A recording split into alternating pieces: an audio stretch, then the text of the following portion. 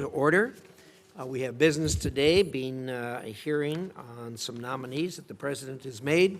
As always, we welcome the public who've come in to watch in the audience. I'd remind everyone we have a zero tolerance in this committee for any attempt in the audience to protest, to attempt to communicate in any way, shape, or form with members of the committee or the witnesses during the hearing. It will be dealt with appropriately if that occurs. What I'd like to do is we have some introductions to start with, and I think what I'll do is we'll do the introductions, and Senator Shaheen and I will make opening statements, and then we will hear from the nominees, and we ask you to keep your statements to about 5 minutes. If it's longer than that, we'll certainly be willing to put whatever you'd like in the record. But with that, Senator Blackburn, welcome to our committee. We don't see you here very often. Chairman. We're glad to see you. You're right, and Senator Shaheen, it's so good to see you all and to be with you. And what a wonderful occasion to join you for today, because I am here to introduce Bill White, who is one of your nominees today. And of course, he is being nominated to serve as ambassador to Belgium. Now, Bill's life is truly an American dream and an American success story. Yeah. He was adopted at birth. He worked in his family's small business before becoming a volunteer firefighter, an EMT, a nonprofit founder, and that was all done before he graduated from college. At age 24, he joined the late Zachary Fisher, one of our country's greatest champions of the military and veterans, and eventually Bill led the Intrepid Museum, a notable military and maritime history museum in New York City. Under his leadership, the museum grew fivefold, and Bill raised over $1.5 billion for wounded service members and their families. He was also instrumental in leading a bipartisan effort to raise the death benefit for fallen troops from $6,000 to $500,000. After all of this, Bill went on to found his own consulting firm, and he has advised clients across many sectors, from private equity to public safety. He's employed more than 1,000 Americans over his 30-year career and has remained deeply involved in community causes wherever he has lived, whether it's New York or Atlanta or Florida. Bill brings discipline and an unshakable love of country and opportunity to every role that he takes on, and he succeeds in each of these roles. I fully support his nomination and know that he is going to serve the American people and the President with integrity, passion, and patriotism. Thank you, Mr. Chairman. Thank you, Senator Blackburn. We certainly appreciate you taking the time to come here and help us think these things through. I know you're really busy. You're welcome to stay, but you probably got other commitments you've got to do. But thank you so much for being here. I'm now going to turn to Senator Hagerty. I understand you have an introduction for us. I do, and thank you, Mr. Chairman. Ranking Member, I appreciate your holding this hearing, and congratulations to everybody that is here today. But it's a particular honor for me to recognize and introduce a friend of mine for many years. And if I think about it, he's one of the most principled people that I know, a steadfast supporter of the President, of our U.S. interest abroad, Mr. Thomas Rose, President Trump's nominee to be our ambassador to Poland. Tom's an exceptional pick to represent the United States, to be one of our strongest, to one of our strongest European allies. That is an understatement. Tom's qualifications are reflected in his lifetime of experience and success in public service and in journalism. As a young journalist, he covered the apartheid crisis in South Africa, political changes in the Philippines, and the fall of the Berlin Wall. And Tom's documentary about the plight of Soviet Jews was nominated for an Emmy Award. He was then trusted to hold a number of significant management roles in the media, including as publisher and CEO of the Jerusalem Post, one of the most influential English-language newspapers in the Middle East. Tom later served as chief strategist and senior advisor in the office of the vice president during President Trump's first term. That's when Tom and I had the opportunity to work together, and I had a chance to see his strategic insight firsthand. He's a patriot. He has a clear-eyed understanding of America's role in the world, and I think we all should appreciate that. Most recently, Tom has co-hosted a talk show where he's demonstrated a deep understanding of global affairs, a consistent commitment to conservative principles, and an ability to deliver and clearly articulate America's interests and values to a broad audience, qualities that are essential for advancing U.S. interest and for strengthening the U.S.-Poland relationship at this critical time. Throughout his life and career, Tom has shown he can navigate complex issues with clarity, courage, and decisiveness. Poland is one of our most vital partners in Europe. Poland is the biggest spender on defense as a portion of its GDP in NATO, and Poland serves as a critical bulwark on the alliance's eastern flank. We need someone with Tom's talents to advance America's foreign policy in Poland, to serve as a bridge between our two governments, to advocate for our national interests, and to champion the principles that have made the U.S.-Poland partnership so robust. Tom is exactly the right person to serve as our nation's next ambassador in Warsaw, and I urge my colleagues on this committee to support his nomination. Thank you. Thank you, Senator Hagerty. Myself and then the ranking member will make some opening remarks, and then we'll turn it over to you. I want to thank our witnesses and their families for being here today. As always, the families play a large role when you're doing service like you're doing. I strongly believe a president has the right to pick his team, and I know he has put a great deal of consideration into each of these nominees. Mr. White, as you know, Belgium is a core U.S. ally in Europe and plays a critical and unique role in transatlantic relationship. As the host of NATO headquarters and the European Union, engagement with Belgium is essential to strengthening the transatlantic relationship and protecting our collective security. In the face of rising aggression, Belgium has been a partner in hitting Russia where it hurts by freezing its sovereign assets and using those funds to stop Putin's war machine. I personally appreciate it as I was the author of the original freezing assets bills, and we had a struggle until we got Belgium on board, and then things really started to move. I look forward to working with you to strengthen these efforts. As ambassador, you'll be charged with furthering this very important relationship. Mr. Rose, you too will be charged with an important relationship. Poland is one of the United States' strongest and closest allies in Europe and is one of the top contributors to NATO's collective defense. Poland has taken steps to address the threat in its backyard when others were reluctant to do so, and we appreciate the Polish leadership in Europe and the alliance. U.S. cooperation with Poland will continue to be crucial as we push back on Russia's aggression. I can tell you, and I think the ranking member will back me up on this, that the Poles are anxious to work with us. We had the opportunity last week to jointly host a group of parliamentarians from Poland. It was bipartisan, and they were incredibly anxious to work with us to do what we need to do. I look forward to hearing how you will advance U.S.-Polish relations and our shared interest. Dr. Lamalas, Argentina and the United States maintain robust bilateral relations based on shared interests and Western democratic values. President Milei is a key partner in our hemisphere, and I hope you will take every opportunity to deepen economic and security relations with Argentina. America isn't its only interested partner. China is increasingly spreading its influence in the Western Hemisphere. We all know that. I hope, as ambassador to Argentina, that you will work with your counterparts to support practical measures which reduce China's technological and financial influence in Argentina and South America more generally.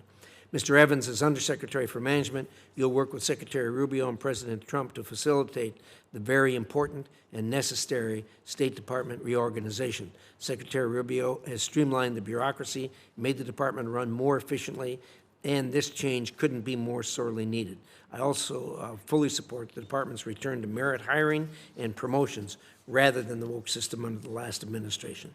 Over the past several years, I have passed bills that focus on making the State Department leaner and more effective. Two of those bills, the Secure Embassy Construction and Counterterrorism Act, as well as the Mission in a Box Act, were never fully implemented by the previous administration. I'm hoping you can ensure these bills will get fully implemented. Thank you all and to your families once more for your willingness to serve. And now, Senator Shaheen, the floor is yours. Thank you, Mr. Chairman. Good morning. Welcome to each of our nominees, to your families and friends and supporters who are here with you today.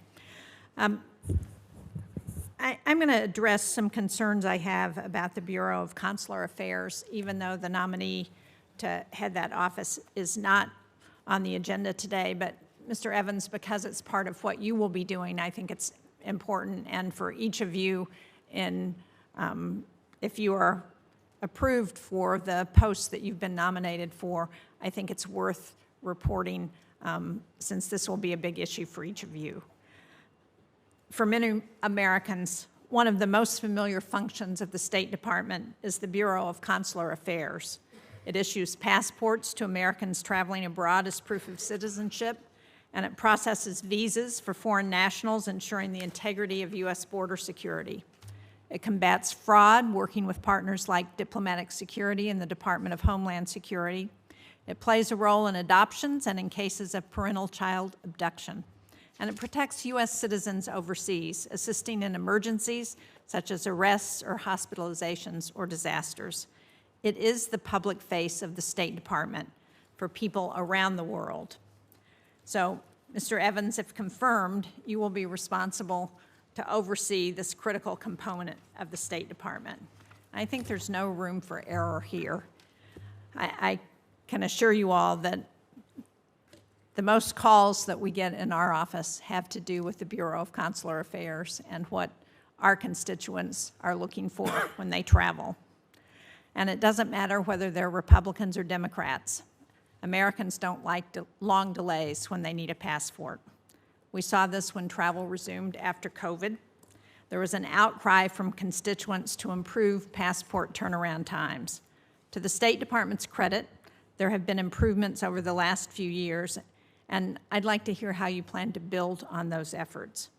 One of the keys to avoiding backlogs is the smooth operation of the National Passport Center and the National Visa Center.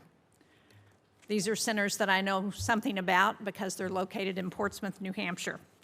I have worked with them since I've been in the Senate and before that as governor. And I know that one of the challenges that they face is staffing. These centers not only need civil service and foreign service officers, they also rely on highly specialized contractors with security clearances who are not easy to replace once they're riffed. So I hope to hear about how you plan to sustain these operations in light of recent staff reductions.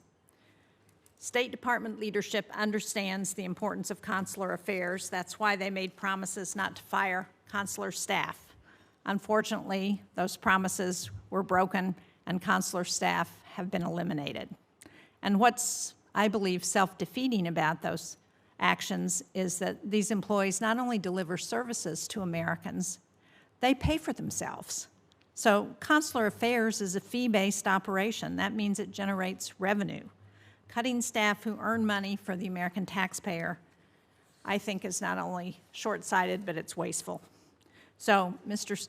Evans, the Undersecretary for Management, is not only charged with the operations of the State Department, it's also responsible for the people working on issues like diplomatic security, training officers for deployment, and integrating AI into American diplomacy.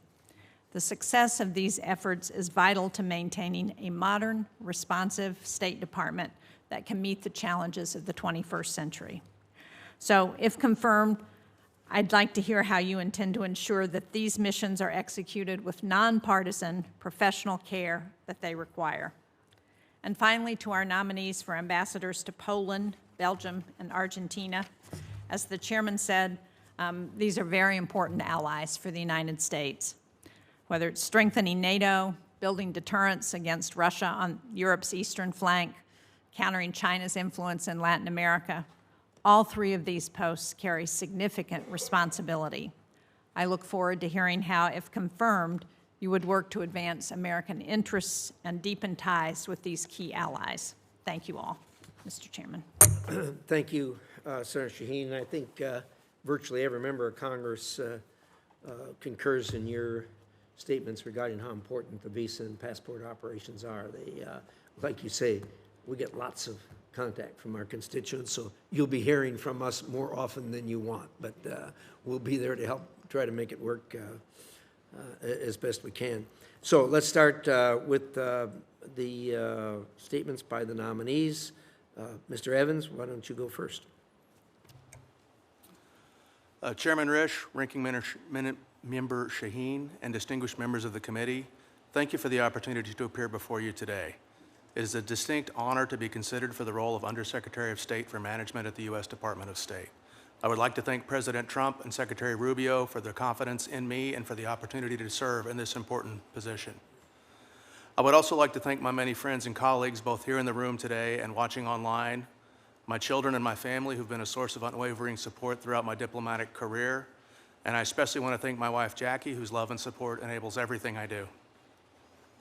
As a career Foreign Service officer, I'm deeply committed to the mission of the department and the support, safety, and security of my colleagues and their families. The role for which I've been nominated affects every member of our workforce around the globe, and if confirmed, I will work to ensure our people have what they need to do the important work of the State Department, no matter their location or rank. My priority is to ensure that every person we send overseas is protected from harm, from our ambassadors to the youngest children of our colleagues and everyone in between. By doing so, we enable our officials to fulfill the department's mission and produce positive results for the American people. The Undersecretary of Management leads the M family, which encompasses 13 bureaus and offices within the department, ranging from budget to IT to security and physical assets to HR and procurement, and is directly responsible for ensuring the safety and security of our workforce. The Bureau of Diplomatic Security holds the mandate for physical security at our overseas missions and residences, as well as for our staff and their families. Our Bureau of Overseas Buildings Operations is tasked with maintaining existing facilities and constructing new, safe, and secure facilities for our overseas operations. And the Bureau of Medical Services is dedicated to maintaining the mental and physical health of our personnel and their families. There is no greater responsibility than safeguarding those who serve our nation abroad, and I am committed to upholding this duty with the utmost dedication. I will also work to uphold our America First foreign policy. Through the Bureau of Consular Affairs, the department supports the international travel of American citizens through our domestic passport offices, as well as assisting American citizens overseas through our embassies and consulates. CA is also the front lines of facilitating legitimate travel to the United States for foreign citizens while identifying and stopping those who might threaten our national security or public safety.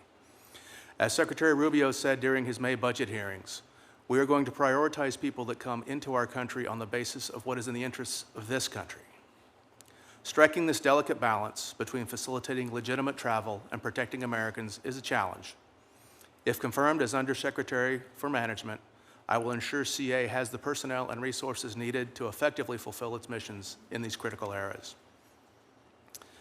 And the Secretary's efforts to realign resources in the department are essential for enhancing our operational efficiency, shifting our national security priorities so that we are safer, stronger, and more prosperous, and delivering on the America First foreign policy the President and Secretary have outlined.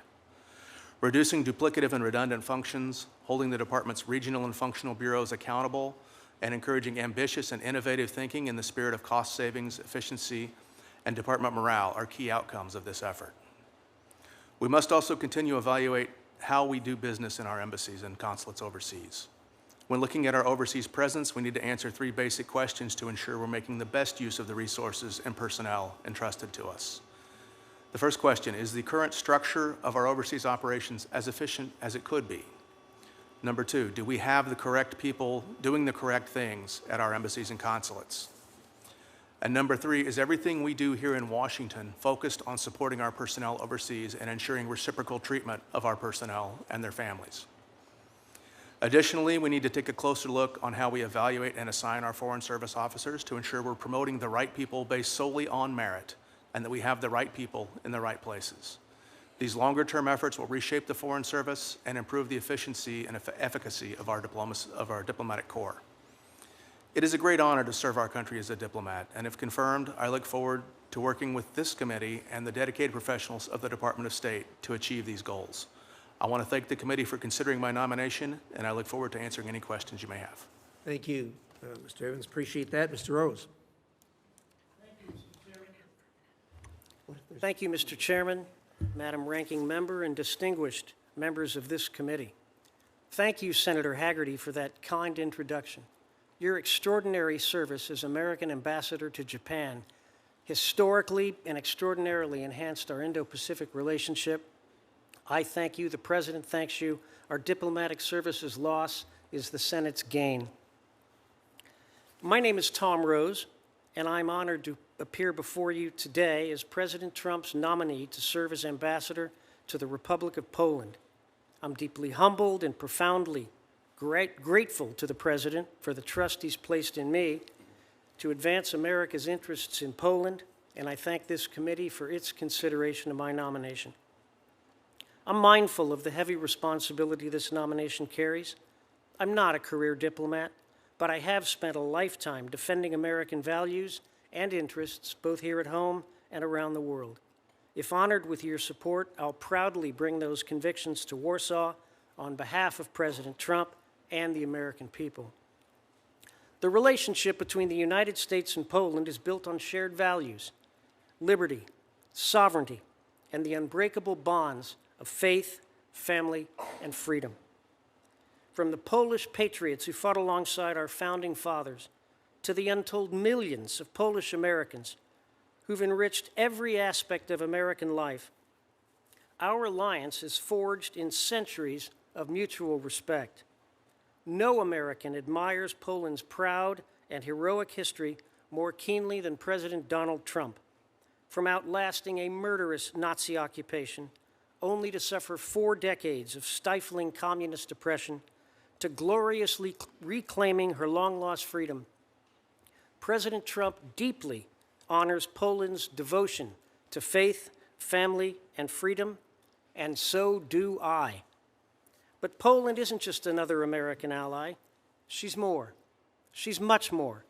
Poland is family, standing not merely at the crossroads of Europe and the guardian of NATO's eastern flank, she's leading Europe's growing resolve to confront aggression.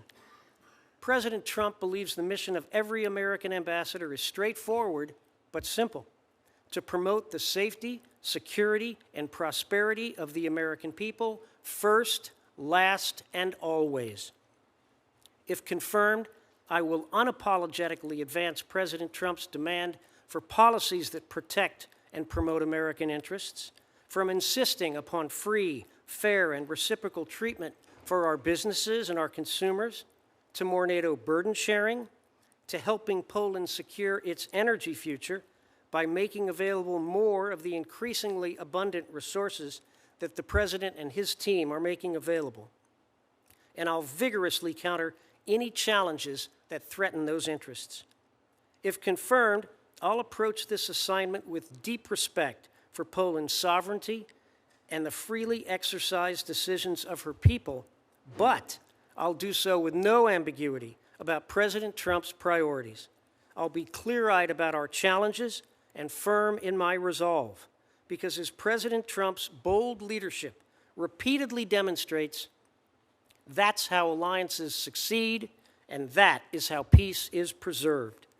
I want to close by thanking a towering champion of freedom and an unequaled supporter of our great president, my dear friend, Dr. Miriam Adelson, without whose backing I wouldn't be here today. Thank you again, Senators, for the opportunity to appear before you. I welcome your questions, your counsel, and most importantly, your guidance. Thank you. Thank you, Mr. Rose. Mr. White.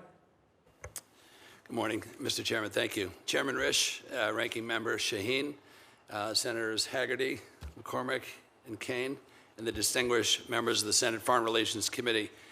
Thank you for this great honor and opportunity to appear before you today as President Donald John Trump's nominee for the United States Ambassador to the Kingdom of Belgium. It is truly an honor to be selected by President Trump, a leader I have known for over 30 years from our days in New York City, literally when he helped me save the Veterans Day Parade when I was 24 years old. Wrote a check for $1 million. The vets didn't have to pay for their own parade anymore, and the rest was history. I am so grateful to President Trump and our great First Lady, Mrs. Melania Trump. I want to first thank God and ask for his blessings over President Trump and all of you here today for the great work you do for our country. As a businessman, philanthropist, and a nationally respected advocate for our nation's fallen heroes, as Senator Blackburn said, I'll run through it. We raised $1.5 billion from 700,000 Americans to support our nation's fallen heroes, catastrophically wounded and severely burned service members and their families. We took the Intrepid from over 100,000 visitors a year to 1 million visitors a year, and I raised $200 million for that renovation. Now the Intrepid is the top tourist attraction in New York City. Following my career at the Intrepid, I started Constellations Group, where I have raised over $6 billion for private equity and other startup capital ventures. But most importantly, as a CEO, I have had the great honor of supervising over 1,000 U.S. citizens as wonderful employees of our team, and I've been truly blessed with that experience. I will bring the same tenacity and dedication to this prestigious role. None of this would be possible without my husband, Brian Ure, sitting behind me. We've been together 24 years. That's a thing. His parents, Joe and Donna Ure, my sister-in-law and brother-in-law, Adrian and Todd Henningsen, are here with their beautiful children. My 14-year-old niece, Alexis Wilkins is there, and my 16-year-old nephew, Risch. I had the great opportunity to have the most amazing parents, Patricia and Bill White, but I've got something good for you here. The best parents I could have ever had. But at age 54, I'm 58, I met my biological mother for the first time, thanks to 23andMe and Ancestry.com, even though there's some things about that. Her name is Mary Eileen Mooney. She's from Vermont. She's one of my heroes, and she's sitting next to my husband today. Technology is a great thing sometimes. Belgium is a vital U.S. ally and partner. Our countries have had a great long-standing ties. Belgium is the host country, as the chairman said, of NATO's headquarters and home of approximately 800 brave U.S. service members and their families, many of them assigned to NATO duties. The United States liberated Belgium twice, in World War I and World War II. In 2024, Belgium honored the 80th anniversary of the sacrifices of thousands of our U.S. veterans who fought in the Battle of the Bulge, the bloodiest of the war. If confirmed, I promise to continue to strengthen these important historical ties. I have spent much time in Belgium, traveling to Iraq and Afghanistan with our NATO commanders to meet, entertain, and visit with our troops. I have many long-standing relationships and new ones. If confirmed by this austere body, I look forward to re-engaging with these great Belgian patriots who I know are anxious to partner with the United States of America. Belgium is also the seat of the European Union and its parliament and executive management. Our trade relationship with Belgium is valued at $74.8 billion, give or take, annually, and the United States has a goods trade surplus with Belgium. Belgium is our 20th largest trading partner in goods, and 500 Belgian companies employ over 80,000 U.S. workers. The Port of Antwerp and Bruges alone moves 17 million metric tons of U.S. goods. Total American exports to Belgium were about $35 billion, including significant volumes of U.S. liquefied natural gas. If confirmed, I will advance President Trump's America First agenda and the goals of many of the members of this committee that you have shared with me about increasing energy production into Belgium. If confirmed, I will have three main lines of effort. First, we will advance the President's trade agenda. We'll promote U.S. export opportunities in Belgium with a focus of high-tech sectors like semiconductors and biotechnology. We will work hand in glove with the Belgians to encourage more investments in the United States, which I hope will lead to a lot more American jobs. Second, Belgium plans to accelerate its defense spending to reach NATO's 5% of GDP goal set by President Trump at The Hague. Congratulations on that. Belgium leaders, including the new Prime Minister, Bart De Wever, have acknowledged that Belgium will do more. From all accounts, we will have a great partner in Prime Minister De Wever and his well-formed Arizona Coalition. That's the name of their government. Those four parties have the colors of the Arizona flag. I was thinking there might be a senator from Arizona to compliment about that, but we will work very well with the Prime Minister. His Majesty King Philippe and Her Majesty Queen Matilda have become friends of President Trump. He met them at the opening of Notre Dame and had dinner with them and was very impressed with them, and he hopes to enhance that relationship.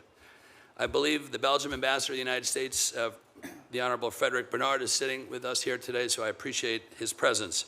Thirdly, we will strengthen law enforcement cooperation to counter illegal immigration, illicit narcotics, and transnational organized crime.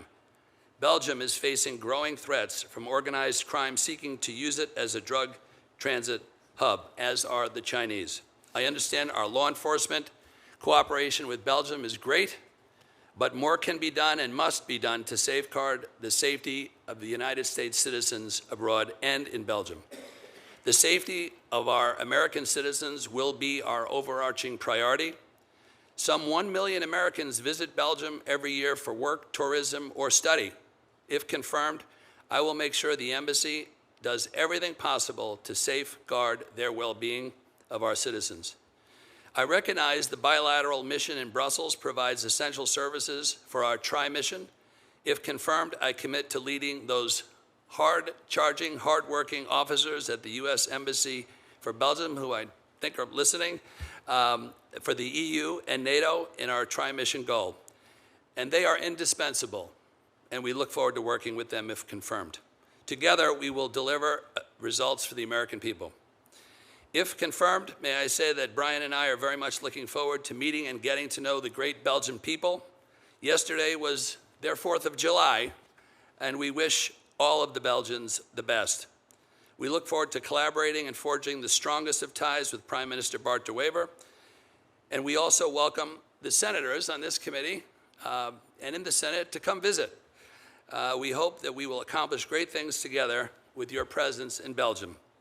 It is an honor to sit on this panel with my good friends, Dr. Peter Lamelos, Tom Rose, and Jason Evans. They will do a great job for our country. In closing, may I say it will be the honor of a lifetime to serve the United States and President Trump. I can't wait to get things done on behalf of our great president, you all, and the American people, if confirmed. Thank you, and I welcome your questions. Thank you, Mr. White. Thank you, sir. Mr. Ramirez.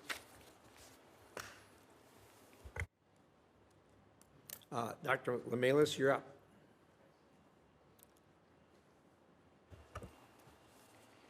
Chairman Risch, Ranking Member Shaheen, and distinguished members of the Senate Foreign Relations Committee, it's an honor to appear before you today as nominee for the United States Ambassador to the Republic of Argentina.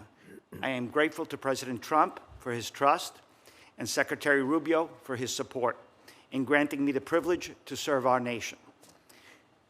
Senator Scott is not here, but he will be coming later to introduce me. I want to thank him for his introduction in advance and for his friendship. He is truly a role model to me. I've known him for over 20 years. Before I proceed, I'd like to recognize and thank my wife of 35 years, Stephanie Lamelas, and my mother, Mercedes Lamelas, both whose unwavering support is my foundation and are here with me today. My hero, my father, Pedro Lamelas, who is watching us from heaven, my brothers, cardiac surgeon Dr. Joseph Lamelas and Robert Lamelas, as well as the rest of my family and friends watching from home. I stand before you today, Cuban by birth, American by the grace of God. The day we fled Cuba and legally immigrated to the United States on a Red Cross boat, the communists took our few remaining possessions. They spit on us. They called us gusanos, gusanos or worms, worms traitors to the revolution. We left with little more than the clothes on our backs, but arrived with hope and determination. We experienced a stark contrast between socialist oppression, communism, and freedom and liberty. My parents worked tirelessly. I learned the value of hard work in all our family businesses, from a delicatessen in New York City to a restaurant and later a convenience store gas station in West Palm Beach, Florida. Driven by these experiences, I pursued a career in business and a master's degree a career in medicine, and a master's degree in business. I held key leadership positions on the State of Florida Board of Medicine and served on the Town Commission of Manalapan, Florida. I was honored to be appointed by President Trump to the Department of Justice, Public Safety, Medal of Valor Board, and proud to be a lifelong philanthropist. As an emergency physician, medical director, and an entrepreneur, I founded and was CEO of what became Florida's largest urgent care company, delivering quality, cost-effective care, employing thousands, caring for over 1 million patients a year, and achieving the American dream. Managing and growing my company from the ground up required skills, leadership skills, crisis management, and negotiation skills, as well as considerable diplomacy, all skills transferable to leading a U.S. embassy. The United States and Argentina share close ties, economic, political, and cultural ties. Argentina is a key player in the Western Hemisphere, and our relationship is vital to regional stability. If confirmed, I will prioritize America first while working to align both Argentina's and U.S. interests. A strong, stable, and prosperous Argentina benefits not just its own citizens, but also enhances regional economic and political stability. I will work to assist and create opportunities for American business, ensure a level playing field, and promote economic policies that foster fair, reciprocal trade and investment. Cooperating on security issues, fighting corruption, and fostering a climate that is favorable for U.S. business investment is critical. If confirmed, I stand firm against the malign influence of adversarial powers in the region, whether bad actors or authoritarian regimes like Cuba, Venezuela, Nicaragua, China, Iran, and others, seeking to undermine democratic values. I believe our U.S.-Argentina relationship can and will serve as a shining example to the rest of Latin America. If confirmed, I will work to ensure that Argentina's resources, its energy and critical minerals can benefit both of our nations. The U.S. wants to be Argentina's partner of choice as it reopens to global markets. So it is in our strategic interest to make sure we lower trade barriers, secure partnerships that ensure a fair, open, and transparent marketplace. If confirmed, I will work to deepen diplomatic engagement, promote policies that reinforce democracy and our shared Western values. I will work to strengthen regional security, law enforcement cooperation, and intelligence sharing to combat narcotics and transnational crimes. Finally, the safety and security of American citizens abroad is fundamental. I will make every measure to ensure that U.S. citizens receive the highest level of protection, support, and service from our embassy, and that our hardworking embassy staff are acknowledged and supported. I was honored when President Trump asked me to work with his friend, President Javier Milei, and the Argentine people to build an even stronger relationship between our two countries. So I am confident that together the United States and Argentina will achieve greatness like never before. I also recognize the critical role that this committee plays in shaping U.S. foreign policy. If confirmed, I pledge to perform my duties with the guidance and oversight of this committee to ensure the United States policy in Argentina aligns with the vision laid out by President Trump and Secretary Rubio. The United States and Argentina stand at an important moment in history. The world is watching. Our allies look to us for leadership. Our adversaries test our resolve.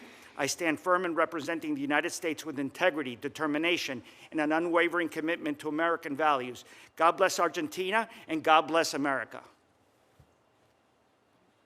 Well, thank you very much. Appreciate your thoughts there. We're now going to move to a round of questions. Senator Scott said he would be back to say some kind words about you, so we'll give him the floor when he gets here.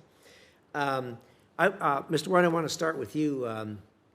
One of the touchiest subjects we've had with our good friends in Europe has been the commitment to the defense spending required under the agreement that all of us made, and which some of us understood, to spend, first of all, 2% of their GDP on defense every year. Belgium isn't there. They're one of the few. You know, when Trump first took office, there were only 3, and after he turned the screws to him, now we're up to just a handful that aren't. Belgium still isn't there, although they're supposed to get there this year. However, while they've been doing that, of course, they had the most recent meeting where everyone agreed that we'd all go to 5% for obvious reasons, with the defense of Europe being undertaken a lot more by Europe than it has in the past with the urging of President Trump, and which, interestingly enough, there's not a lot of pushback on. Most of them will recognize that we've done way more than our fair share. So we're not getting that much pushback on the 5%, and everybody agreed to it. Tell me how you will delicately approach this matter with the Belgians.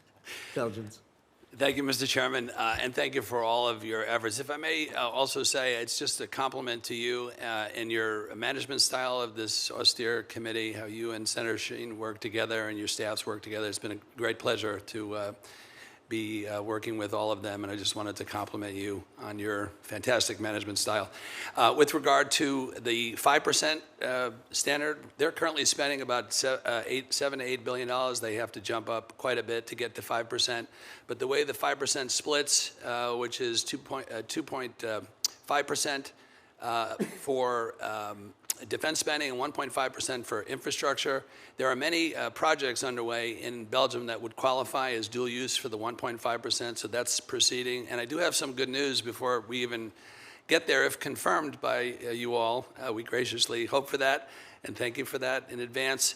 The Prime Minister has stated that he's going to be buying $1 billion new of F-35. So this news has been transmitted to Matt Whitaker, who's doing a great job.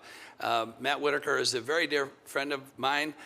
We've known each other for many years. He and his wife, Lindsay, are good friends with Brian and I. So we're excited to work together with Matt to help Belgium exceed to their goals. But the Prime Minister's committed to it, unlike the last Prime Minister may not have been. And I think we'll have a great partner there, and I promise you that we will be monitoring that, and I know NATO is monitoring that. Also, Andy Puzder, thank you for confirming him out of the committee. He's a great guy, a smart economist. We'll be working as the troika of American freedom in Belgium together on all these projects. I promise you that. Yeah, that's great. Good to hear on the F-35s. You know, we're always proud to sell the F-35s. Yes, sir. And everybody wants them, and especially our allies, and it's a best fighter aircraft in the world. Mr. Evans, you got a lot of experience with the State Department, and one of the things that we've looked at for some time on this committee is the way that performance evaluations in the civil and foreign service have taken place, and it needs reform. Would you agree with that? Thank you, Mr. Chairman, for the question. Yeah, I would agree it does need reform. That's something that I do intend to look at, if confirmed. You really can't properly evaluate promotions or transfers or appropriate place for people to serve without a good, some type of review. And do you have any, we've long wanted to see this. Do you have any specific thoughts on that? I realize you're not on the job yet, but it's something we're going to be pushing you on when you do get on the job. No, thank you, Senator. I do have some specific thoughts on that. I think we need to take a whole of candidate approach. We need to look at people from all sides. We don't just need to base our evaluations on whether or not someone can write a one-page statement of what the work they've done for an entire year. I think we need to expand that. We need to make it a much more in-depth look at what people have done and how it has impacted the policies. Well, that's a good start. Certainly, it needs more than what it's got. We appreciate your efforts in that regard. All of us are big fans here of the State Department. I mean, it's the soft power that helps the United States maintain its standing in the world and does great things. So you'll be part of that and part of the management team. Secretary Rubio has really put an outstanding team together, and we're glad to see you join that. Senator Kane, would you care to? Thank you. I guess I'm leaping ahead of Senator Shaheen as we wait her to come back. I'm sure she won't be happy, but I'll take care of it for you. Congratulations to all the nominees. I'll start with Mr. White.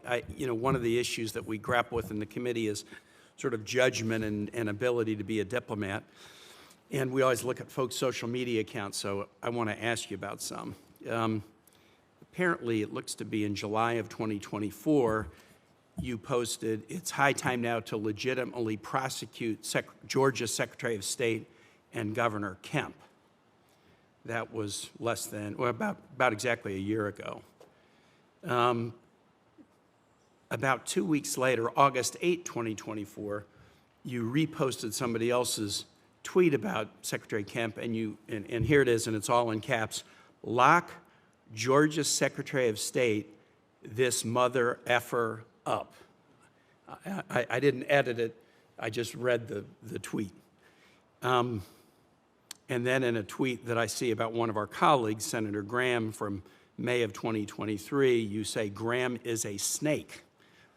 Okay, so convince me first how somebody who falls for conspiracy theories that most fourth graders would find unbelievable, but also who uses language like that about elected officials in Georgia and a Senate colleague, convince me that you've got the judgment to be an ambassador. Thank you, Senator, very much. I was very proud to support you when you were running for vice president, and it was great spending time with you on the campaign trail and with Secretary Clinton way back. And I would like to say I don't recall either of those two tweets being mine, but I will say that I was in Georgia in 2020 during the presidential election. I was on the ground in Georgia, and there were substantial irregularities. So do you still believe that? Well, I think there were irregularities. You still believe that the governor of Georgia, Governor Kemp, and the Secretary of State should be criminally prosecuted? No, I don't. Okay, well, I would like to submit those tweets for the record. Again, they're less than a year old. Do you know who Dries van Lagenhove is? No, sir. Okay. Dries van Lagenhove is a far-right Belgian who leads a Flemish nationalist movement and was convicted on charges of hatred, racism, Holocaust denial, and breaching local gun laws within the last year. And you have been tagged on tweets retweeting his content. Do you know why you would have been tagged on tweets retweeting his content? Oh, sure. Thank you, Senator, for the question. I appreciate that. Again, text out of context could be taken out of context, but I am very good friends with an attorney who fights for social justice in countries around the world. Who is that? I'd rather not say his name, but why is that relevant? No, just because he was working on a case in Georgia to help President Trump when he was being prosecuted, and I think there are two sides to every story. Setting aside the Georgia one, because I asked you about that, but Yep. why would you be showing Sure. up re-tagged on tweets if I may. amplifying Holocaust denialism from a Belgian who has been criminally convicted within the last year? I understand the question, and I appreciate the question. And when my team told me about some of the various things that he may have been involved with or not, I am not sure of the things, all of the things he has been involved in or not. The tweet was removed. Okay, well, I'd like to introduce that for the record as well, Mr. Chair. Let me come to you, Mr. Evans. I really enjoyed our conversation the other day. You know, I think living in Virginia, so many State Department and USAID folks live in Virginia, and the rifts have hit them pretty hard. And also, we have an awful lot of people in Virginia who haven't been riffed but are sharing deep concerns about morale and the State Department. You play a critical role in that. They want to be assured that they'll be viewed as professionals, they'll be judged based on their professional accomplishments and not based on political loyalty. So should you be confirmed with your 20-plus years of experience as a Foreign Service officer, what can you do in your management role to try to make clear throughout the organization that folks are going to be judged based upon their performance and not on political considerations? Well, thank you for the question, Senator. I did have friends that were involved in the rifts a couple weeks ago, so it did hit me personally as well. It's a very important issue that we maintain morale throughout the State Department. We depend on people to come in and give their best, and if they're worried about whether or not they're going to have a job tomorrow, they can't do that. So I'm going to take a very close look about how we can sort of repair the damage that was done through the rifts last week. I believe that the adjustments were necessary, but now we have to sort of realign and reset and put the people where they need to be and refocus and get back to work. I appreciate that you acknowledging that damage was done, because I haven't heard that acknowledgement before, and I do think the repair work is significant, and I appreciate your answer. Thank you, Mr. Chair. Thank you, Senator Kane. Senator Ricketts. Thank you, Mr. Chairman. First of all, thank you all for wanting to serve our great nation. Really appreciate it.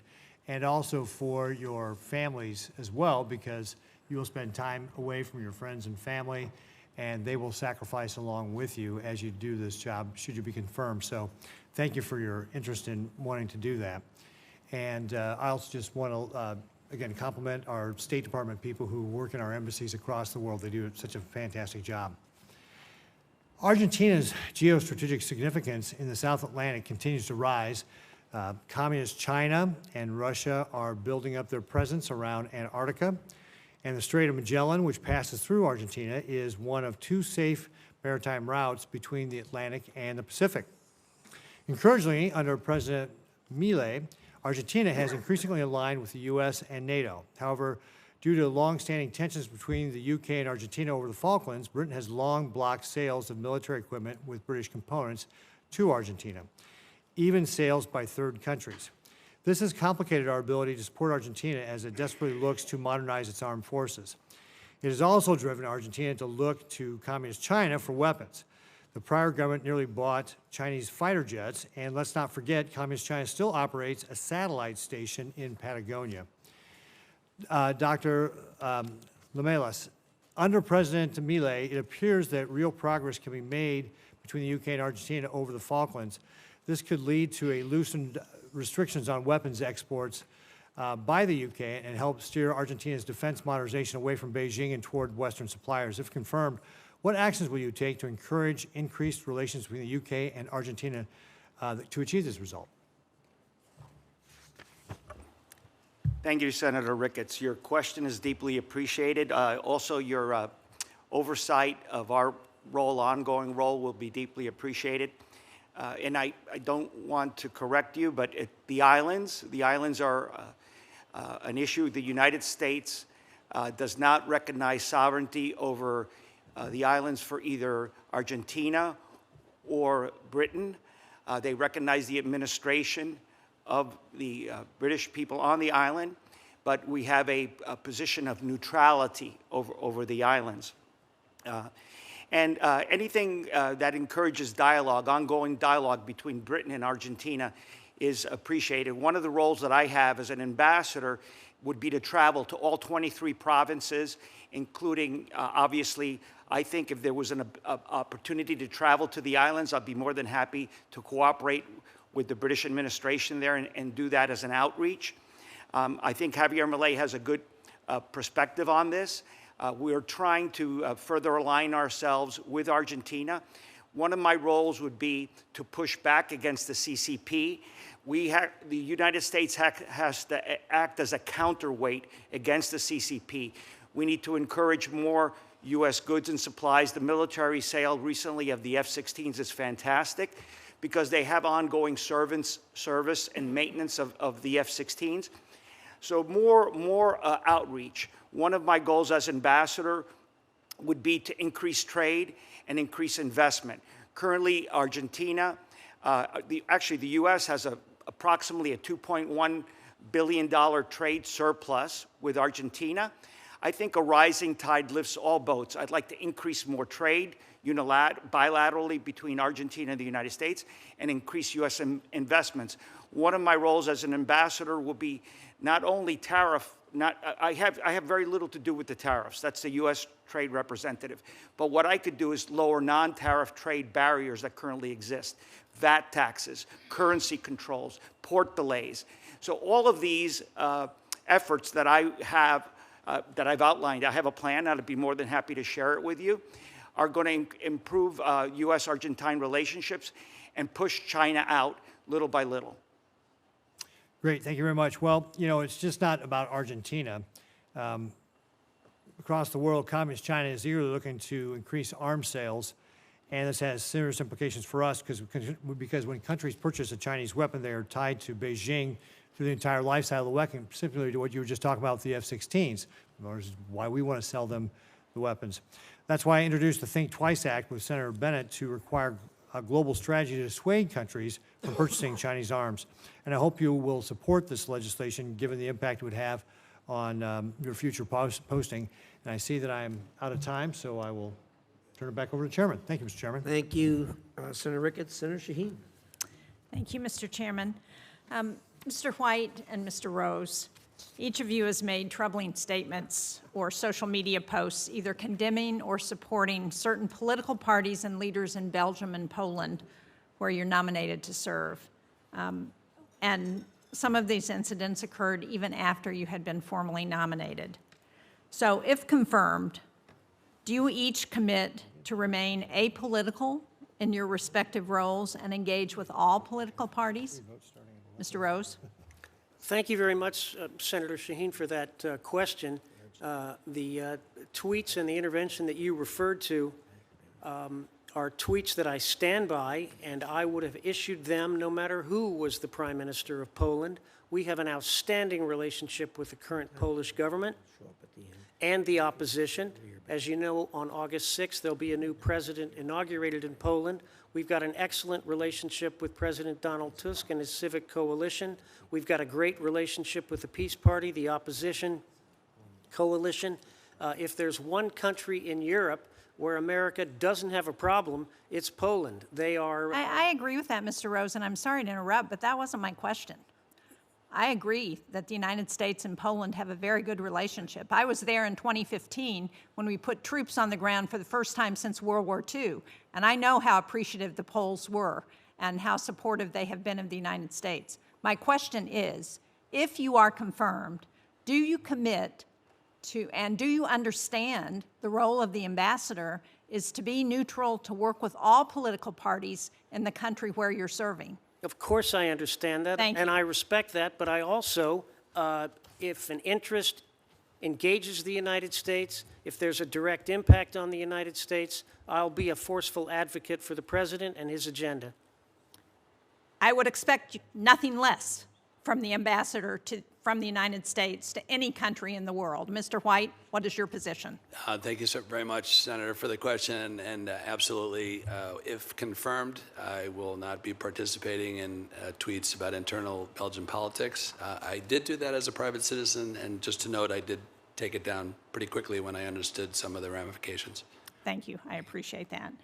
Mr. Evans, as I said in my opening statement, the National Passport Center and the National Visa Center are both located in Portsmouth, New Hampshire. The NVC processed more than 400,000 visas last year alone. The NPC is the largest passport agency in the United States and issues approximately 2 million passports each year. I think these are essential services for many Americans. Do you commit to paying close attention to these centers and to ensuring the specialized contract workforce there is protected? Thank you for that question, Senator. I do understand that the passport issuance and the visa issuance are some of the most critical functions that we perform. The department is committed to making sure that we have the resources in place to fully commit and to fully accomplish our goals in those areas. Thank you. I want to talk a little bit, Mr. Evans, about the Afghan Special Immigrant Visa Program. This is something that I've worked on for a very long time because we had so many Afghans who risked their lives and their families' lives to support our men and women in the military who were serving in Afghanistan. And the Trump administration has said that it isn't stopping the processing of Afghan SIVs, but the process seems to have ground to a halt. So, do you know what's happening with that process? Thank you for that question as well, Senator. I served in Afghanistan as well at our consulate in Herat, and I am very familiar with the SIV process. I don't know the current status of that process. I haven't been involved in anything to do with that, but if confirmed, I will be happy to look into that and bring back some answers to the committee. Thank you. If you would brief this committee on what's happening with that processing, we would appreciate it. I know that that has been a bipartisan commitment of the committee to support the Afghan SIVs and to ensure that those who helped us are secure and have an opportunity to be safe and not be sent back to the Taliban. I commend the Trump administration's proactive steps with Syrian authorities, including on counterterrorism, but I am concerned that the process is being undermined by cuts to assistance for organizations like UNHCR. the administration has said they want UNHCR to take over displaced persons camps like Al-Hol in Syria, and at the same time they're cutting the funding for UNHCR. So how would you protect resources for the shifting U.S. policy on Syria? Again, thank you for the question, Senator. One of the things we have to do is we have to look at where our funds are going. We have to make sure that any expenditures we make in the foreign assistance realm are in line with the priorities of the President and the Secretary, and that's exactly what we're going to do. Then how do you make sense of the idea that on the one hand we would be saying to UNHCR, we want you to take over these camps, which are such a threat for a renewed terrorist activity by ISIS, and at the same time we're going to cut the funding so that you don't have the resources that it would take to address the threat? How do you make those two ideas work? Understood. That's something I'm going to have to look into. I don't have the specific details on that. Okay, well, again, I hope you will brief this committee once you get some answers. Thank you, Mr. Chairman. Thank you, Senator Shaheen. Gentlemen, we're in the awkward position of not having anybody to ask you questions, but I'm told there's 2 or 3 senators do have some questions for you, so I'm going to take a short break here and Well, I can ask some more questions. have at it, Senator. Have at it. All right. I'll deduct it from the next time. So, Mr. White, you may be aware that Belgium is currently home to a warehouse that holds commodities to support global health and humanitarian programming. Despite the goal of the administration to prevent waste, fraud, and abuse, we are hearing that the administration has made the decision to destroy those commodities instead of passing them along to willing partners, something that I think is unprecedented. So, if confirmed, how would you engage at the department and with the Belgian government to prevent the destruction of almost $10 million in commodities in Belgium? Thank you, Senator Shaheen, for that very important question. When I did have the wonderful opportunity to meet with Amy and Sophia on your team, they did raise that, and as you know, I am not confirmed yet. I'm not in a position to influence, but I promise you that I did pass those concerns of yours and your team and other senators that mentioned this when we met with them up the chain, so to speak. So I can't really add more than that. I'm unaware if those press reports are true, if they are going to destroy those materials, or if they're going to take time to study it more. I don't know which is your preference. I think you'd prefer they not be destroyed, and I have conveyed that to the State Department as best as I can in my very unofficial capacity. Well, thank you. I assume you agree with me that destroying $10 million in commodities that have been purchased by taxpayers that are not going to be used is not a good use of taxpayer dollars. Thank you, Senator, for the question. I would say this. I have great faith in Secretary Rubio, who I think is doing a wonderful job as Secretary of State, and the powers that be will be making that decision way above my pay grade. And the more I'm read in, I'd be happy to come back and brief you if it's still an issue, and if there's any way I can help. But I do have great faith in Secretary Rubio. He sat in your seat and passed bills. I think he's a good steward of the American people's tax dollars, and I have great trust in him. Well, I had a conversation with the Deputy Secretary for Budget and Management yesterday, who didn't have some answers on how to deal with those commodities and didn't seem to be aware that they were there. So I think having somebody who is going to raise the issue and try and get some factual information about what's going on is very important. Yes, Senator, thank you. And if I could say, I was told by State that there are efforts by the Belgian government to possibly speak to Secretary Rubio directly, but again, way above my pay grade at this moment, but I'm sharing what may be some news on that. Yes, I understood that as well, and I think that would be a positive step forward. Thank you, ma'am. Thank you. Mr. Lemlis, President Milei's government was hit with the same tariff that's caught many of our allies off guard, and China remains the top market for Argentine soybeans, beef, lithium exports. So how do we outcompete China and Argentina, and how do we reassure our Argentine allies that the United States is going to work with them on the concerns they have with respect to trade? That's a very good question, Senator Shaheen. President Trump uses tariffs as a negotiation tool. I've known the president for over 15 years now. He's a New York contractor. He's used to hard negotiations, and he uses that as a negotiation tool. I don't think the actual tariffs have been formulated yet. The U.S. Trade Representative Jameson Greer, Howard Lutnick, and the president are working on that. The president views President Javier Milei as a friend. I think he understands that Argentina is a partner in South America. Argentina is essential, critical for opposing the other authoritarian regimes, Cuba, Venezuela, and China. What I am going to focus on is not the actual tariff. That's beyond my pay grade. But what I need to focus on is decreasing the non-tariff trade barriers. And there are many of them. One of them is the IP protections that exist in Argentina. U.S. pharmaceutical companies, other U.S. companies don't have the same IP protections that they have in the United States. There is a global standard. I am going to speak out for that standard, for those IP protections. I am going to push lowering VAT taxes or eliminating VAT taxes, decreasing port delays, currency. U.S. companies could invest there, but they can't take their currency out. So those are the issues that I can make an impact with, and I trust the president to decide the right tax for Argentina.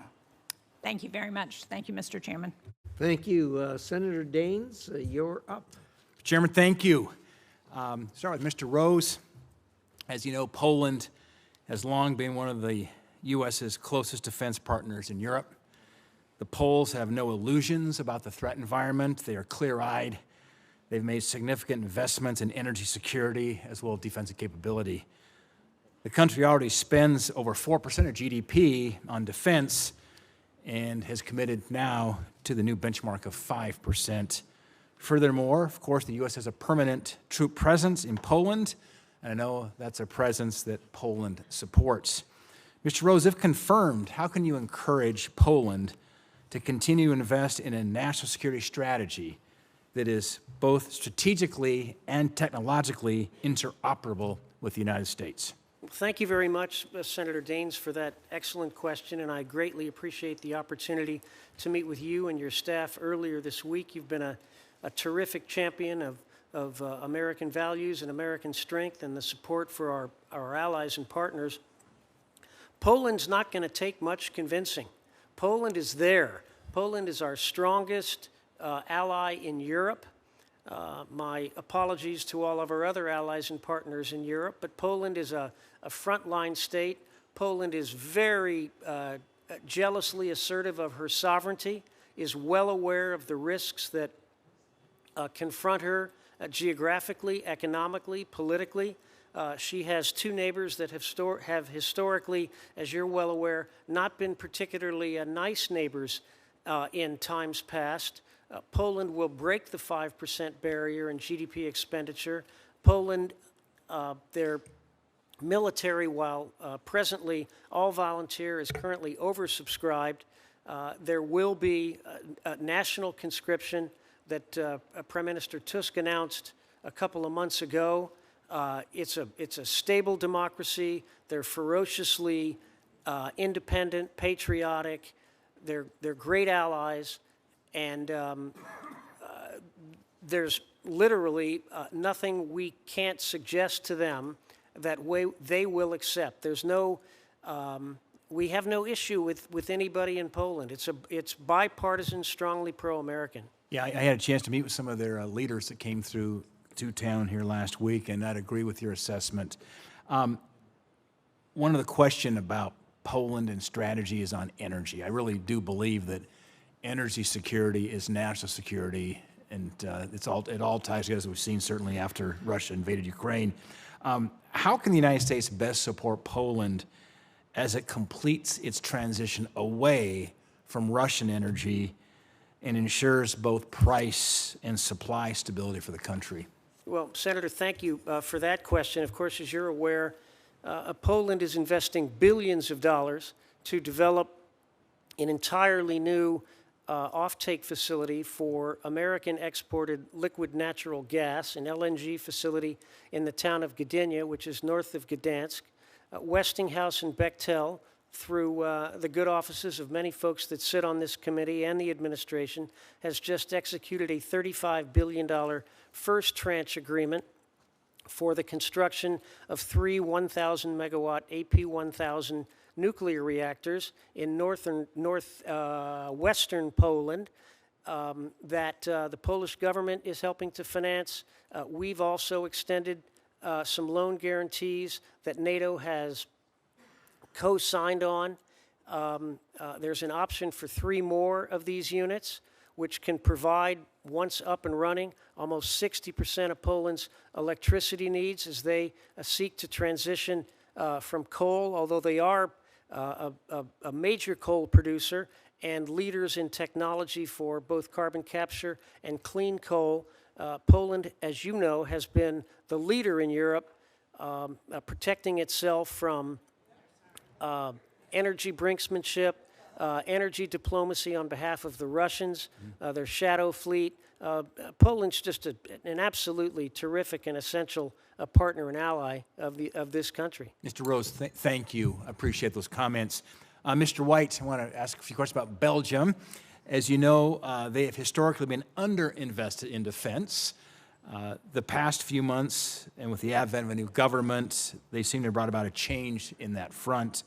And I'm really pleased to see, as we discussed in the office, they recently signed the 5% spending pledge on defense. Furthermore, they just announced a major purchase of F-35s and their defense systems. This is much needed and very welcome. So good news on that front. Mr. White, when you are confirmed as ambassador, how can we best support the Belgian government as they seek to make much-needed investments in their defensive capabilities? Thank you so much, Senator Daines. It was really great to spend time with you. It was a wonderful meeting, and I thank you so much for making time to see me on short notice. And I'm very much looking forward to working with you on the economic trade things that we talked about to help strengthen our trade relationship with Belgium. With regard to the defense issue, we talked about how that breaks down. The 5% really, for everybody to know, is folks who don't understand this is 1.5% for infrastructure, 2.5% for defense spending. This announcement of the F-35s purchase by Prime Minister Bart de Wever, the new Prime Minister, is welcome news, and we look forward to tracking that with what will be my great partner in Matt Whitaker and Secretary Rubio and the team, along with Andy Puzzler, who'll be at the EU. The 3 of us there will be working very hard to get Belgium up to that number. I know that the Belgians are actually watching this committee hearing today, and so I want to compliment the Arizona Coalition, which is the name of their new government, for making that pledge. They already have infrastructure programs to fix and strengthen their bridges and tunnels. That would be dual use under the 1.5%, so they could be billions into that already, and we'll be tracking that and to encourage them. Secretary Hegseth has also said he'll try to make it easier for U.S. companies to sell into Belgium and to make those foreign military sales more productive and streamless. Thank you. I'm out of time. I wish I could talk about sir. Argentina, what Milei has done down there, amazing transformations. I was down there earlier this year, but I'm out of time, Mr. Chairman. You are that, Senator. So I respect the chairman. He's tougher than I am. So, Mr. Chairman, thank you. Thank you, Chairman Risch. I appreciate you holding the hearing. I want to thank all of our witnesses for being here, for testifying today. I want to go right into the AMIA bombings because Congress has long supported Argentina's efforts to investigate and hold accountable those responsible for the 1994 bombings of the Argentine Israelite Mutual Association in Buenos Aires. It killed 85 people. Just last week, Senator Curtis and I introduced a resolution in remembrance of this horrific attack. Argentina has linked both Iran and Hezbollah to the attack, as well as the bombing of the Israeli embassy in Buenos Aires, which killed 29 people. So, Dr. Lomlis, How would you assess the status of Argentina's efforts to hold accountable the perpetrators of these violent acts? And if confirmed, how would you advise the United States help Argentina in their efforts? Senator, what occurred in Argentina actually was the anniversary, just recently, the 31st anniversary of the EMEA bombings, which killed 85 people. Before October 7th, it was the largest single event where Jews were killed besides the Holocaust. It is a shame. It's incredible that they have not been, that the people involved have not been prosecuted. The prosecutor died under suspicious circumstances, obviously, and I support any efforts that that Milei has to get to the bottom of who did this. I think there has even been an arrest warrant issued against one of the alleged perpetrators of this. So I will do anything and everything possible to speak against this. I live in South Florida, and there's an extensive Jewish community. And there is a portion of my family that has Jewish roots. So I feel very strongly about this. So does President Milei. So I will do everything possible to support getting to the bottom of who did this and prosecuting them. Thank you. I'd like to move on to Mr. Rose, please. I want to talk a little bit about Poland's cybersecurity. Russia is currently engaged in an aggressive shadow war against our allies in Europe. In Poland, Russia employs cyber attacks and information warfare to shape the information space. We all know this. It weakens public trust. It undermines political cohesion. Yet, at the State Department, individuals with highly specialized cyber expertise were just riffed. For everybody else listening, that means they were, well, I'll say let go. Fired. These cuts to our cyber workforce, they make no sense to me in light of what's going on. They undermine our own security and that of our partners and allies. So, Mr. Rose, given the threat Russia poses to Poland in the cyber domain, what signal do you think riffing personnel who have expertise to improve Poland's cybersecurity, what message does it send to Russia or to others? And so if you were Russia, would you feel emboldened by this? I certainly thank you very much for the question, Senator. Nice to see you. I believe that there isn't a country in Europe that takes cybersecurity, the asymmetric threats constantly unleashed upon Poland and other East European countries, Central European countries, more seriously than Poland. The asymmetric, nefarious activities of Russia have actually dramatically increased in the past few weeks. What do we do to get these folks back to help Poland be sure that we combat, we're battling on this important front? Poland is quite capable. They've got the most sophisticated anti-cyber capabilities of any country in Europe. They take this matter extremely seriously. They're forthright, forward-looking, and they now actually have to deal with an increased Russian threat. Russian drones are now specifically targeting Polish businesses, private businesses in Ukraine. There was a flooring manufacturing company in western Ukraine that was hit from 3 separate directions by Russian drones last week. Russia is doing everything within its power to test the resolve of the West, the Poles, and our other allies in Europe. Do you think we have a role to play here in helping be sure that we create a stable hunt-forward environment, responsive offense and defense environment and cybersecurity? This is can be a lethal weapon of attack in Poland, and how can the U.S. help here? Well, I think the U.S. is doing a great deal, a tremendous deal. The President has shown extraordinary patience, which apparently is now running out vis-a-vis Vladimir Putin's. You don't think we need the employees that were let go? I have no doubt that Secretary Rubio and his staff made effective, very detailed assessments of how to make the State Department more efficient and more effective. I've got complete confidence in the Secretary and the President. Thank you. I'd be interested in you coming back to the committee and talking with us maybe in a secure location about some of the cyber efforts going on and what we can do. I'd be honored. Thank you. Thank you, Senator Rosen. Senator Scott. So thank you, Chairman. First off, you guys are doing a great job. All 4 of you are going to do great at your jobs. So I'm going to take this, something I wanted to do in the beginning, but I couldn't be here because of another committee. I want to recognize Dr. Peter Lamelas. President Trump's nominee is to serve as ambassador to Argentina. Number one, whatever he and his wife touch will be successful. He and Stephanie have been unbelievably successful. They're wonderful human beings. They're great people to be around. So congratulations. So I just want to say some nice things about him. First off, he's got a wonderful wife, Stephanie, wonderful mom, Mercedes. He's got a very successful brother that I recruited to be at one of my hospitals a long time ago when I had a full head of hair. But Dr. Lamelas is an embodiment of the American dream. He and his family fled Cuba's illegitimate and repressive communist regime when he was a kid, immigrating to this country where he worked his butt off and built an impressive career in medicine and in business. He'll tell you how his view of the world has been shaped by his family's experience in Cuba. He understands the importance of democracy, limited government, economic freedom are for freedom-loving people everywhere. He's had success and experience in both the public and private sector. He served on the Florida Board of Medicine, on the Department of Justice Public Service Medal of Valor Review Board, which honors our nation's incredible first responders. So the president made a fantastic choice with everybody here, but I'm really glad that it worked out for Peter. So I look forward to all of you guys getting, when you get confirmed, but congratulations, and anything I can do for any of you, let me know. So let me just ask a few questions. Mr. Rose, Poland's a strong U.S. ally. What do you think they ought to be doing differently than what they're doing? Anything? I can't think. Thank you very much for the question, Senator. Poland has been at the forefront of defending the alliance, defending itself.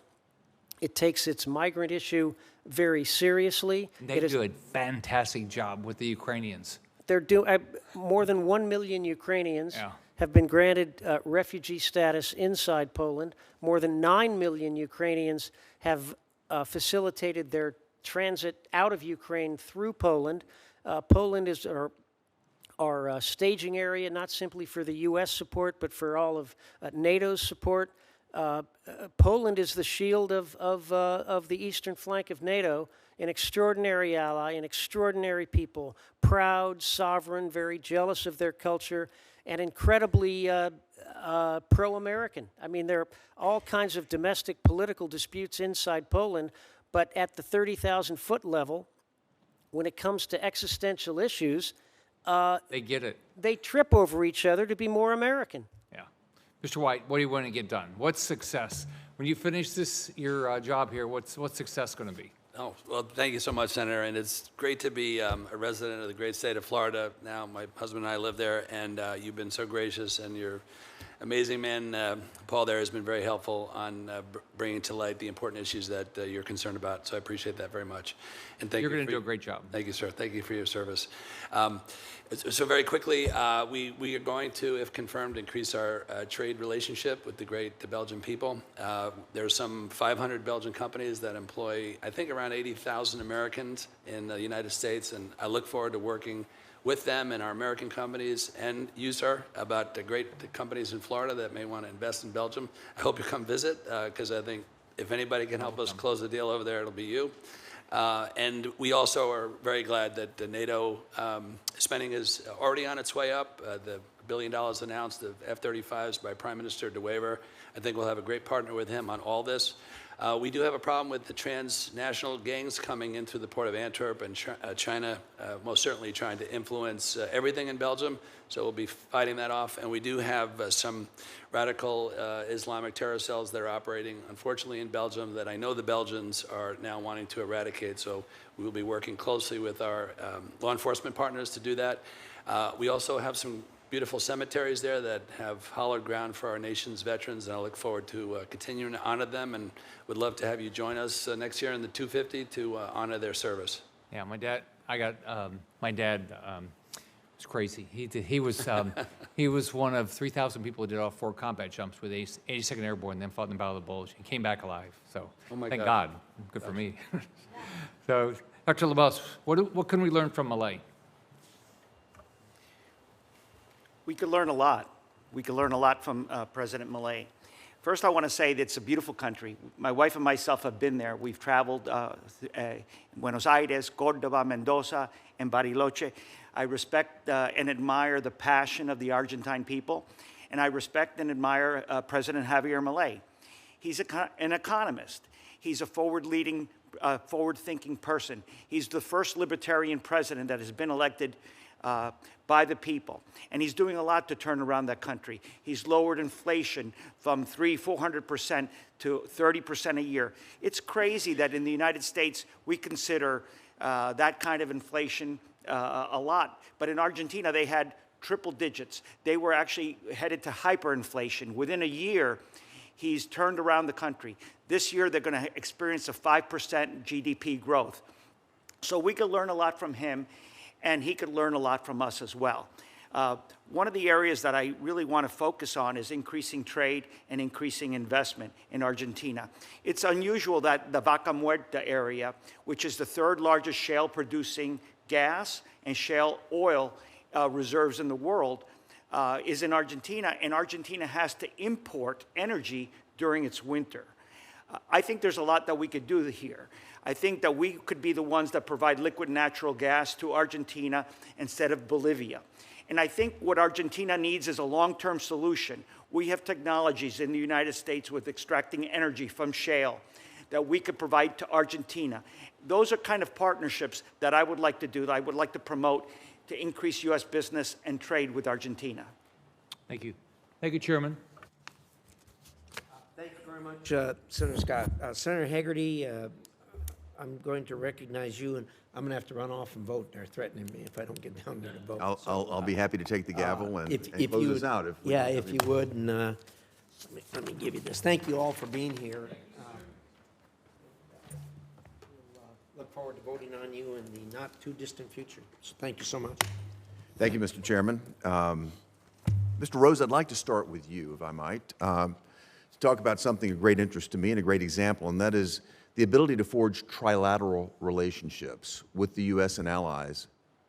I had the opportunity to work with you during the first Trump administration. I got to see you in action, and I still have great admiration for your skills. And one of the things I thought was quite unique was your ability to forge relations between Poland and our ally Israel. I'd like for you to talk with us about how that unique experience might have informed your skills to become ambassador, and frankly, how that serves United States interest. Well, thank you very much, Senator. And again, thank you for your remarkable leadership, your tenure as our ambassador to Japan, and now your service to the people of Tennessee and this United States Senate.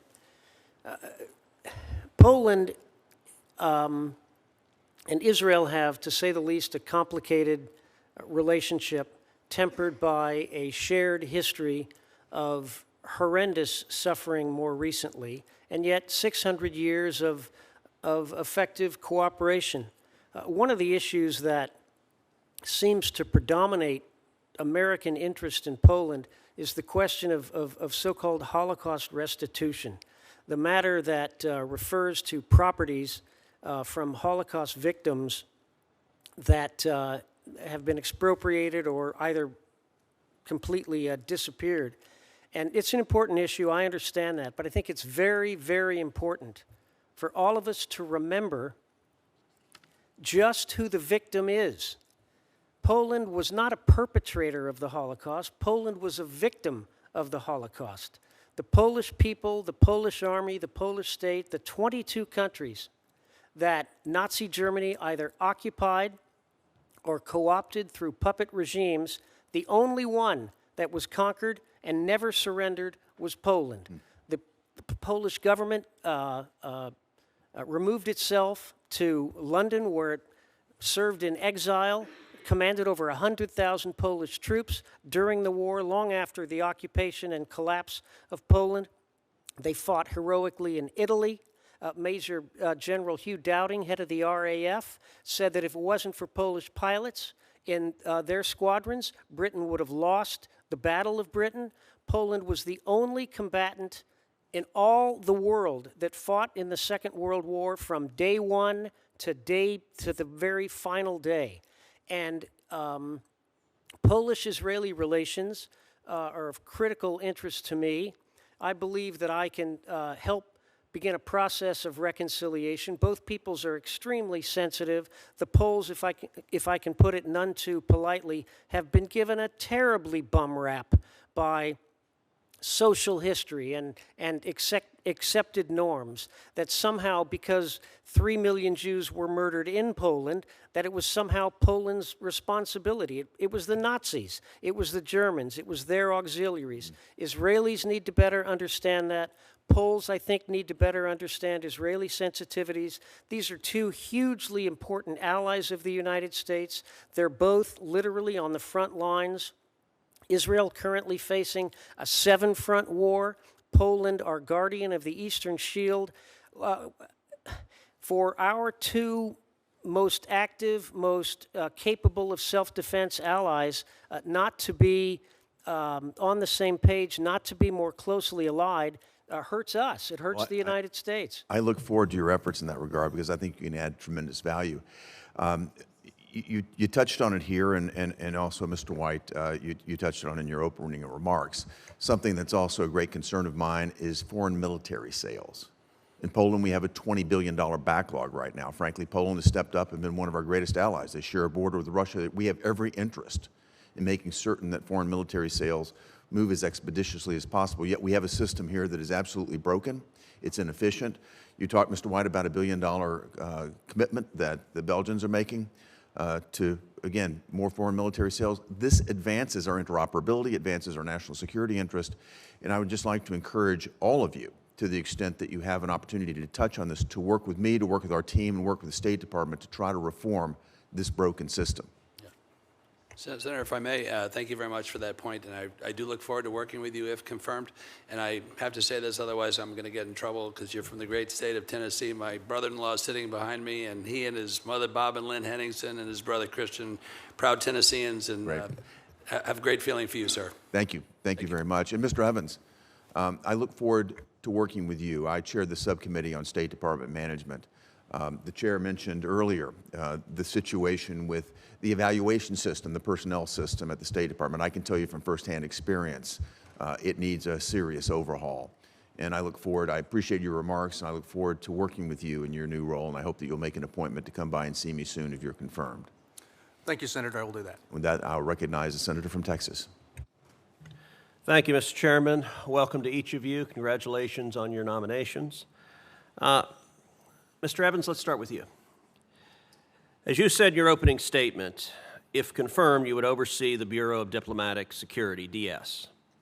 As you said, DS holds the mandate for ensuring the physical security of our staff and their families. That mandate includes the safety of our former diplomats, regardless of party affiliation. Too often, our foreign adversaries look at Washington and they see Republicans or Democrats in charge, and they think that we would tolerate the targeting of former officials of the other party, because that's how things work in their regimes. It should go without saying that the targeting of any former official, Republican or Democrat, will incur the full wrath of the United States. Our foreign adversaries should understand that. Nevertheless, if confirmed, you would also be in charge of making sure that any such targeting failed. To the extent that any former official faces a serious and credible threat from a foreign power, there is no toleration on this committee, zero, to allow partisanship into DS. Can you commit, if confirmed, to ensure that DS remains fully and entirely nonpartisan? Thank you for that question, Senator. As I said in my opening statement, the security and protection of our people overseas is the most important thing we do, and it also holds to our officials here in the United States. And yes, I do believe that we have a responsibility to make sure that we uphold the commitments that we've made, regardless of party. It's important for any adversaries to understand. The previous administration, the Biden administration, I disagreed with them on a host of issues. I think their foreign policy did enormous damage in this world. But there is zero tolerance for any efforts to harm or murder officials from the Biden administration and any adversary should expect an overwhelming response from the United States government should they attempt to do so. Mr. Lamelas, corruption poses direct risks to American national security. It enables our adversaries and our enemies to exploit corruption to literally buy up governments. For example, Argentina's former president, Cristina Fernández de Kirchner, undermined the rule of law in Argentina with corruption. Kirchner is implicated in the 2015 death of Argentine Special Prosecutor Alberto Nisman. He was murdered the day before he was set to present evidence to the Argentine Congress that would have suggested Kirchner's collusion with Iran to cover up Iran's role in the 1994 AMIA bombing in Buenos Aires, the worst terrorist attack in Argentina's history. To counter such corruption, Congress has provided the President with powerful sanctions, including and especially so-called 7031C sanctions. The former Biden administration repeatedly politicized those sanctions, using them as a bludgeon against countries and international figures whom Democrats simply don't like. Meanwhile, they refuse to act against figures like Kirchner, who are embraced by the global populist left. In March 2025, the Trump administration quickly ended that double standard. The State Department rightly sanctioned Kirchner under 7031C authorities. In Argentina, she is now under house arrest for corruption, and President Milei has gone far in reversing her policies which undermined America and boosted our adversaries. Please give me your best judgment as to the challenges still presented by Kirchner's legacy and what the United States should be doing to restore the U.S.-Argentinian relationship under Milei. Thank you for that question, Senator. First and foremost, I want to thank you. You were one of the first that called out Cristina Fernández de Kirchner, CFK.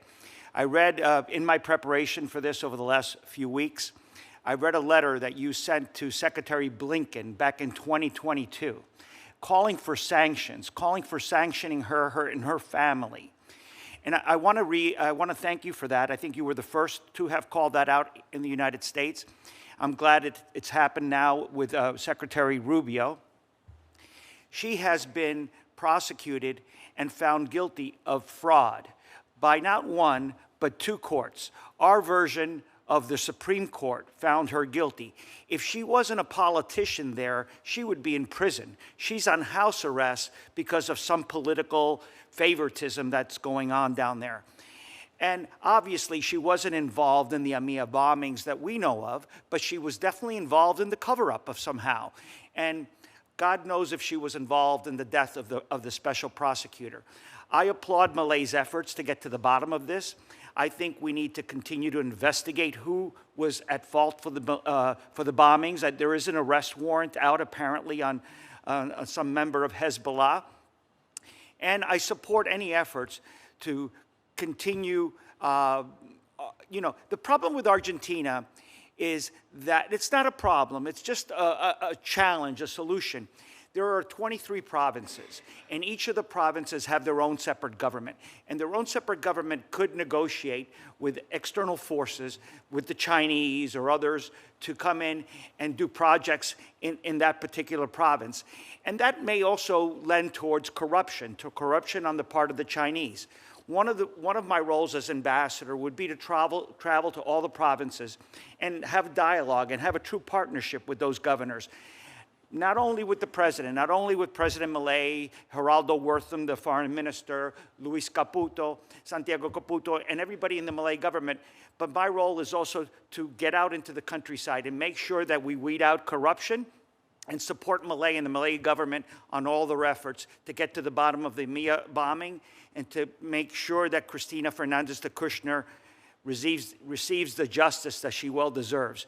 There is still a movement out there. There's a Kirchnerist movement. It's even a far lefter, probably even further left than the Peronist movement. And that's something that we need to continue to watch out for.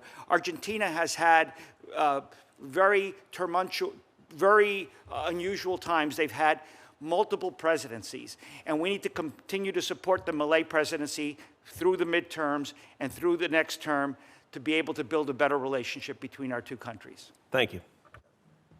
Thank you.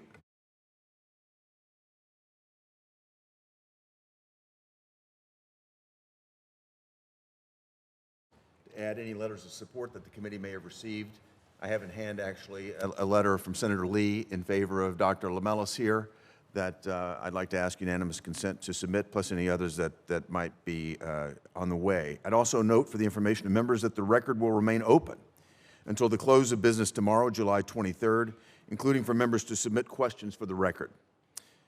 With the thanks of the committee, this hearing is now adjourned.